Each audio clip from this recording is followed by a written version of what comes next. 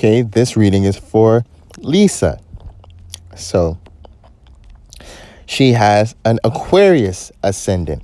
So how she presents herself to the world and her appearance and how other people perceive her is in an Aquarius way. Aquarius being the sign of originality and innovativeness and humanitarianism and eccentric, just like Erza had the same ascendant. So you can kind of take what I said for that one, but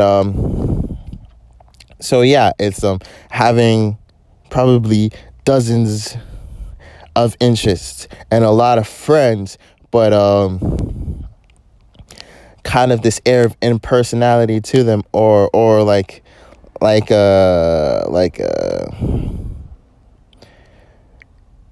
yeah, you have a lot of friends, but how deep you go with each one of them may not necessarily, or you may not go deep with each one of them, you know? It's more of like-mindedness or acquaintance type energy.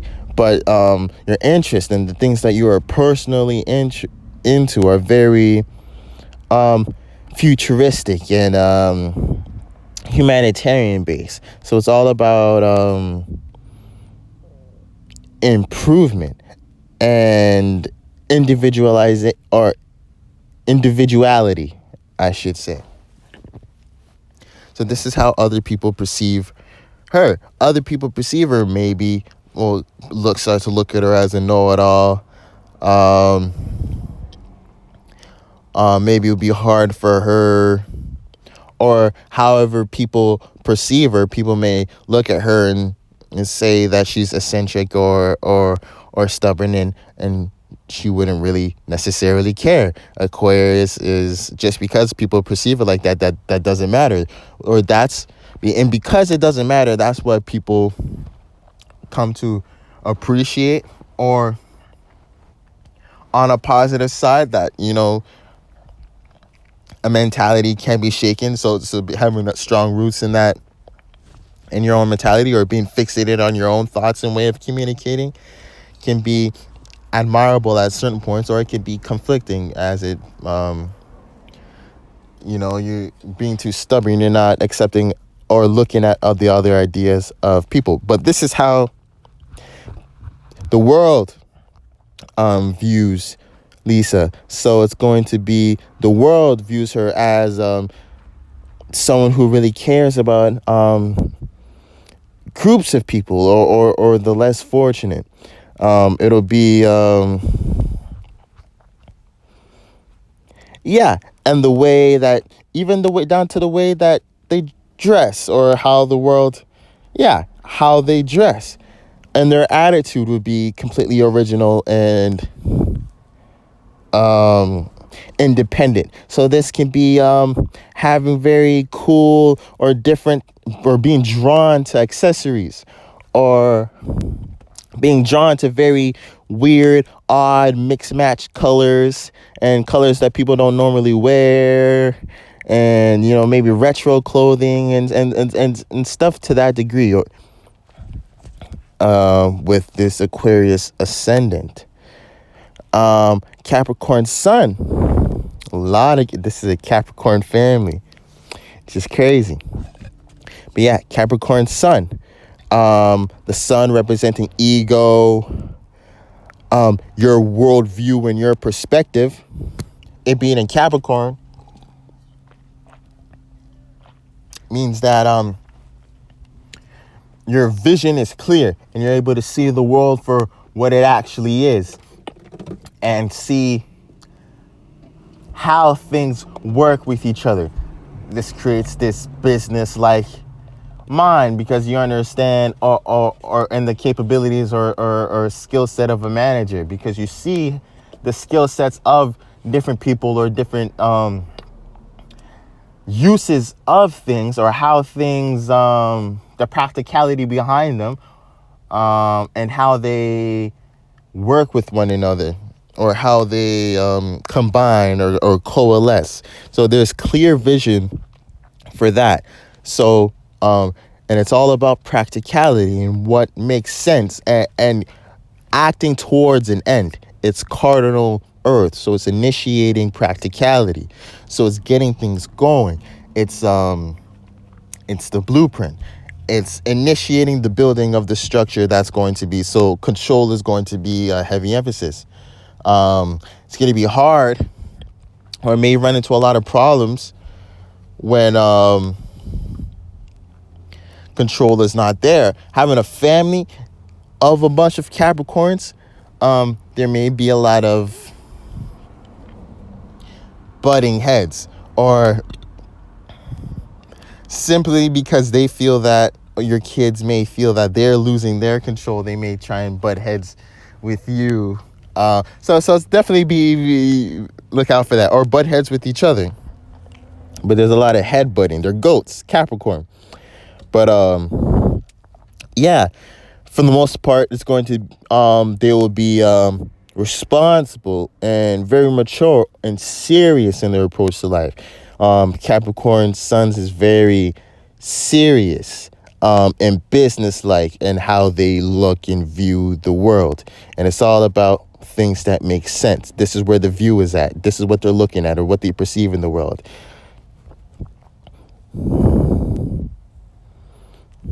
Moon in Aquarius. This is very interesting. With your moon in Aquarius, the way you emotionally respond to the world is in a very individualistic and unique way, aka and very humanitarian too. So this can create the emotion of feeling very a part of the world, or feeling very connected to the world on a large scale. This is maybe also a need to be drawn to large scale type operations and group work type setting. Aquarius is a very social sign.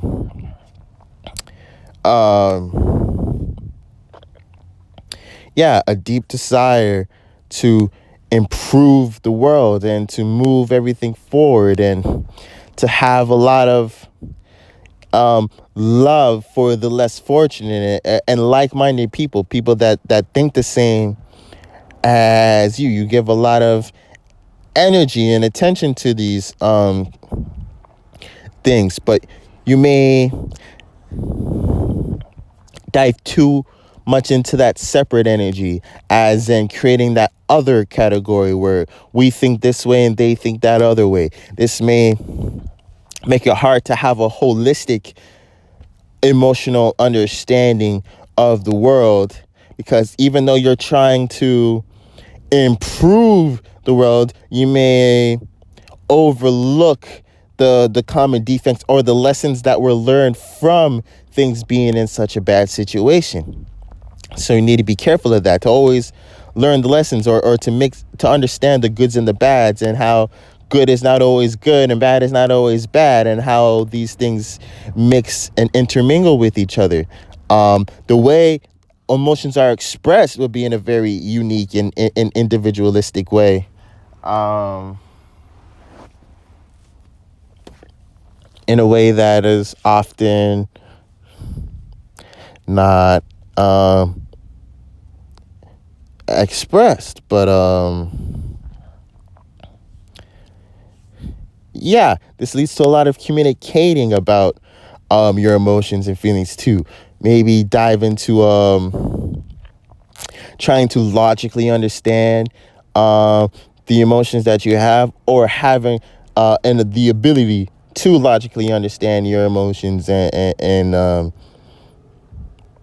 kind of reason yourself into specific emotions, or reason your way out of specific emotions. And this is also the moon. The moon is also what you manifest in your life. So it's what you kind of bring. So you bring in this Aquarius energy. You kind of bring in like-minded people.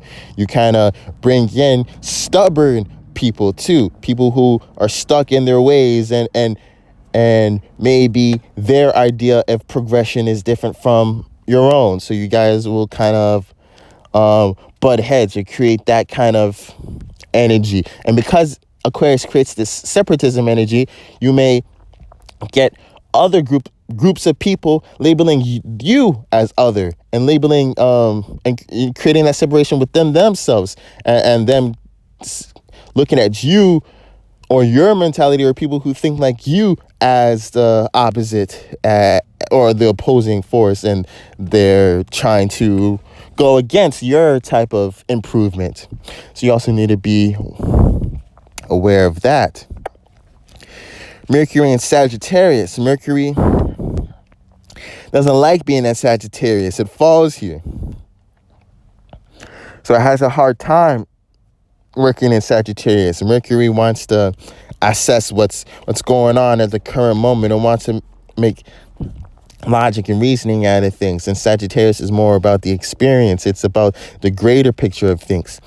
So it's kind of, these things kind of conflict with each other, but for the most part they still work, or Mercury just kind of has to go into an unfamiliar bag, or go into unfamiliar ground for it to express itself fully. But Mercury being in Sagittarius, this brings focus to the broader thoughts, a lot of mental traveling too. So a lot of daydreaming, or thinking about the big picture, and not being enticed or wanting to talk about things that require a bunch of details, or include a bunch of details, allowing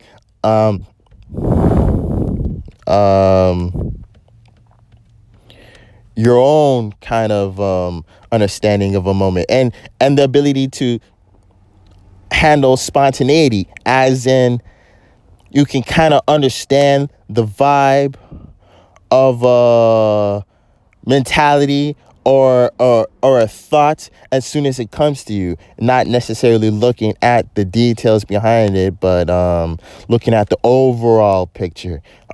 Sagittarius and Mercury gives you this broad type of thinking and communicating pattern, that you're more able to communicate things, or communicate about the bigger idea, about the big picture, and it's harder to communicate and have thoughts about the details of the picture, and the paint that is being used, and all of that. There's a lack of interest in that, and it's really about how it made you feel, how the painting made you feel. And this is where communicating is best. And Mercury is also, I didn't mention the other readings, but Mercury is also represents early childhood and early education.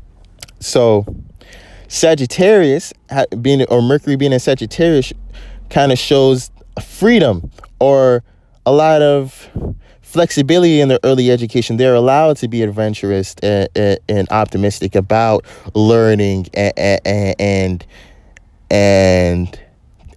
thinking and developing mentalities. There is a lot of flexibility to that, a lot of freedom to it. So that's a good thing.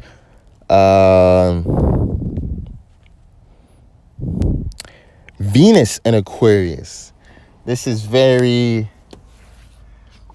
interesting.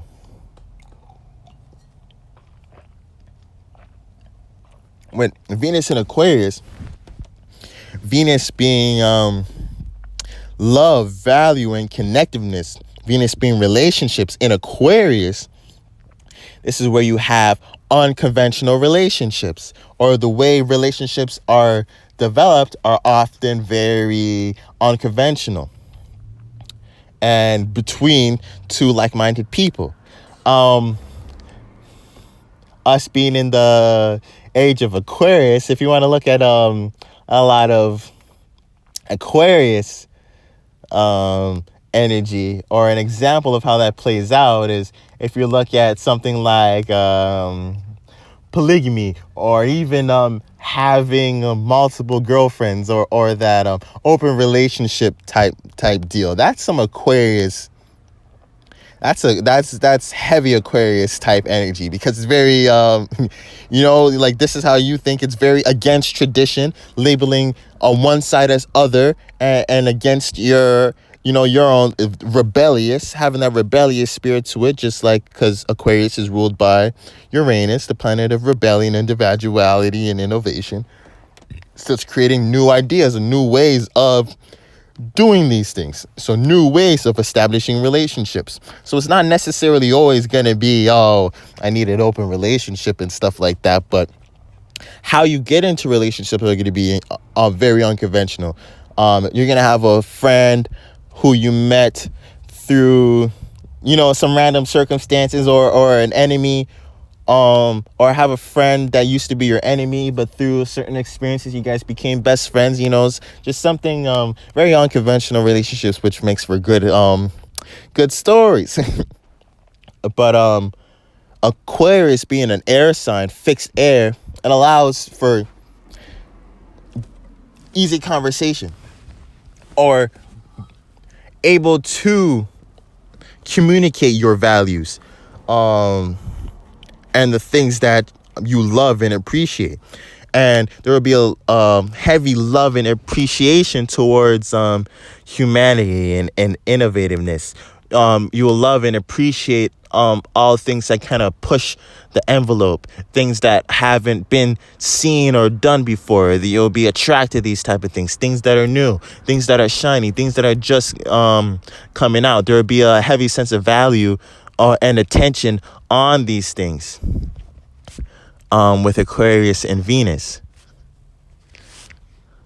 Mars and Scorpio, just like Noah, I think it was.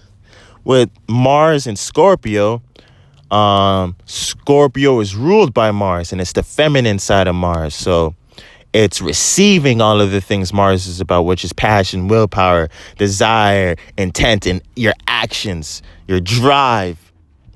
That being in Scorpio, it's receiving all of these things. So Mars is at home with Scorpio. It's in its bag, or it's very familiar with the surroundings. So this creates a very deep, penetrative type of way of acting upon the world. This is very going into the core of things and really diving deep to the driving factors or what is making things move.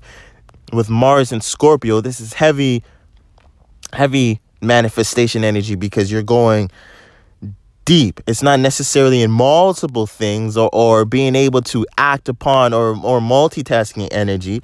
A lot of things may be neglected with Mars and Scorpio, because such heavy focus is being put on one area, on the core. You forget to look at the surface, or you don't necessarily, if you were to look at it as, you don't know the details of the person's face, or how they looked necessarily, how big their eyes were, or what color their eyes were, or what color their hair was, but you remember how they made you feel, and you'll never forget that. That's the kind of energy that Mars and Scorpio comes with.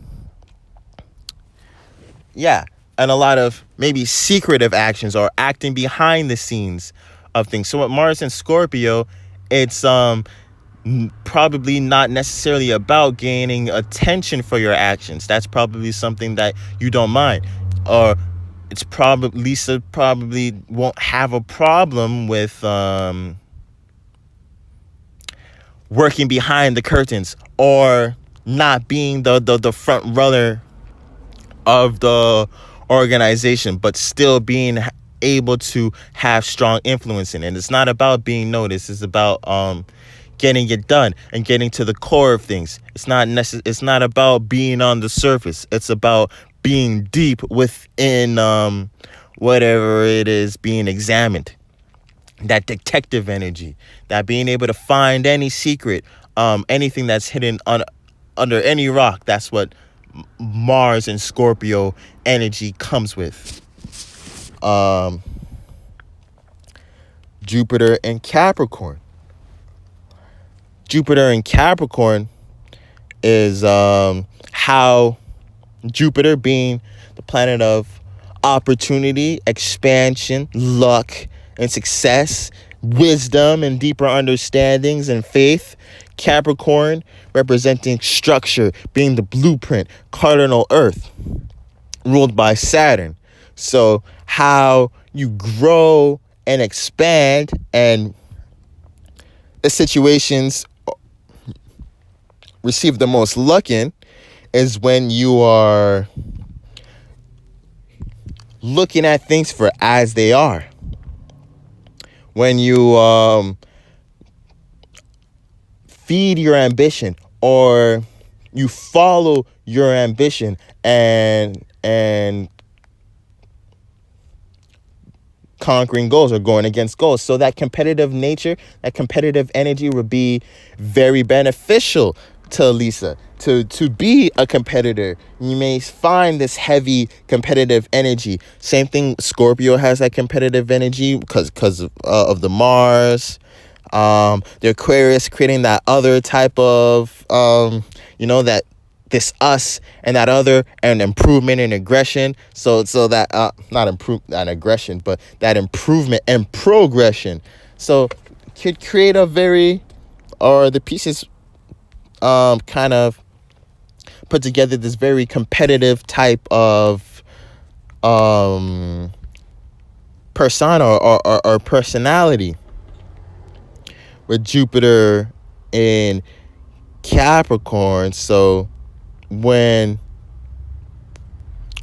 Lisa takes on responsibilities, she'll find luck in these two. So instead of running away from responsibilities or trying to stay light when responsibilities are taken on, when things are being owned up to, things always work out better. So if she were to do something and try and come up with a lie to get to get out of it or something like that, instead of simply just stating I did this wrong and I'm sorry, she might get in more trouble by coming up with a lie or not saying anything. Maybe not saying anything, and there being cameras that kind of show that she did it, making the situation worse by not saying something, instead of owning up and taking responsibility and saying I did this and I did that. So owning and taking responsibility, you'll always find luck and ease and success within those situations. You might be like, it might end up being okay, and it doesn't matter. You broke something that was $8,000, and because you owned up or were responsible for it, they're like, no, you don't have to pay anything, or maybe you have to pay a real small amount. It's that kind of energy you get into when you have that Jupiter in Capricorn. Saturn in Capricorn as well. So Saturn being the bulldozer, being reality, boundaries, and restrictions, is what reality is going to throw at you to test your foundation. So it being in Capricorn, reality is going to throw responsibilities on your shoulder to see how hard you can handle it. It's going to throw obstacles to kind of extinguish your fire and make you less ambitious, or make it feel like you're out of control and that you don't have control into things, or that you're not mature enough for these things. These are the kind of battles or things that reality is going to try and throw at you to get you off course, or to test your foundation, to test how responsible you are. So it's important to establish or to be disciplined, or to have a certain level of seriousness to the world around you, which is not going to be hard, but this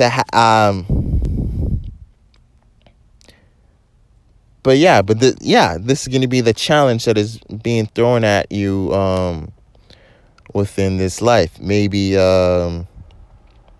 the world's going to try and make it seem like your dreams and ambition are too unrealistic, and that they can't be obtained. And it's up to you to use your discretion and your eyes and your idea of practicality to find ways to make these things real, or to assess things on your own, and not necessarily just take how things are are already. It's about learning how to build your own structure within the structure that we are all given, aka the world itself, to be able to create your own little room within that. So that's what Saturn's going to challenge you with.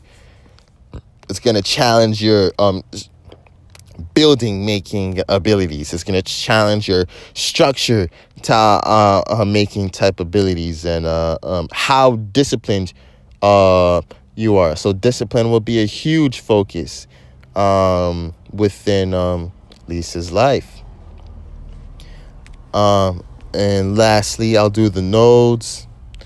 South node being where the moon came from, representing familiarity and comfort and natural talents. It being in Capricorn, there's a natural talent to be able to see the practical way things play out, and how things work and integrate with each other, and how to establish status, and knowing step by step how to accomplish goals. This is an easy thing to dive into, but you also may fall or start indulging into that bossiness energy, into that over controlling energy.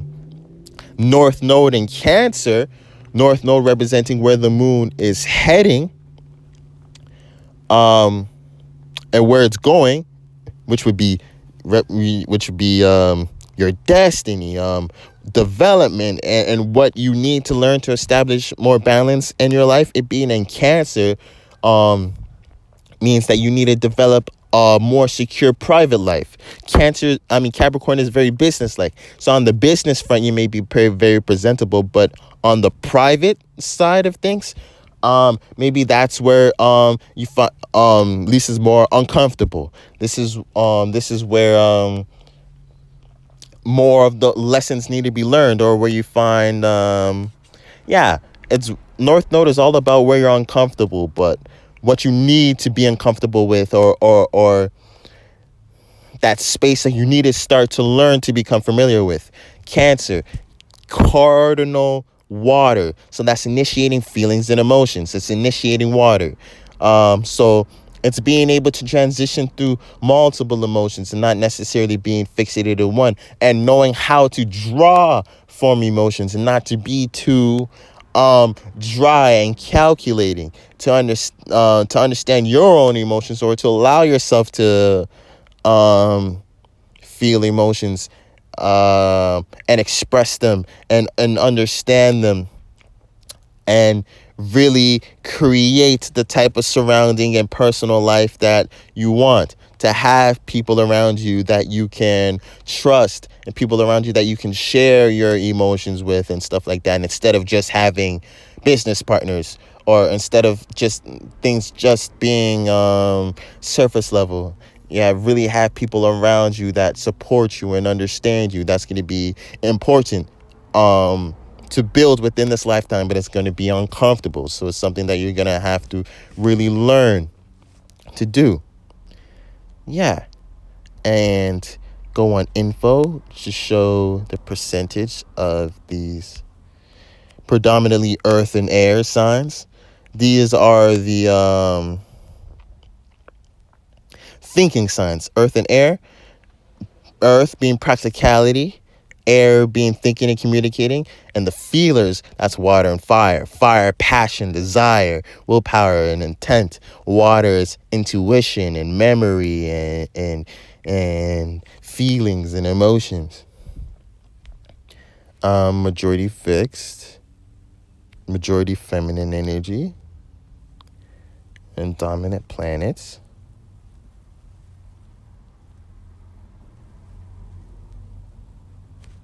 Dominant signs, dominant houses. And that would be the reading for Lisa.